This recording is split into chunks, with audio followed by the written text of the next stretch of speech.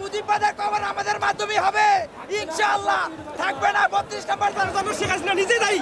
তিনি যদি ছাত্রদের বিরুদ্ধে বিবৃতি দেওয়ার জন্য প্রকাশ করতো না তার মুখ দিয়ে, তাহলে এই ছাত্ররা আজকে থাকতো না। এটা অক্ষত থাকতো, কিন্তু সে নিজে তার হাল করেছে, নিজেই কুমিরে নিয়েছে, নিজেই বিপদ নিজেই ডেকে নিয়ে এসেছে। আজকের এই অস্থিরতার জন্য শেখ হাসিনাই দায়ী। অতএব এই খুনি হাসিনার ফাঁসি যাই আমরা। অন্যায় অপরাধ করে, হত্যাকাণ্ড করে, চাঁদাবাজি করে যদি মনে করে যে বাংলাদেশের মানুষের উপর আবারও কোনো একটা অন্যায় চাপিয়ে দিবে, দেশের মানুষ কিন্তু এটা মেনে নিবে না। আজকে ঠিক দেখেন, একটা সিগনালে লক্ষ লক্ষ বীর মুক্তি জনতারা একত্রিত হয়েছে।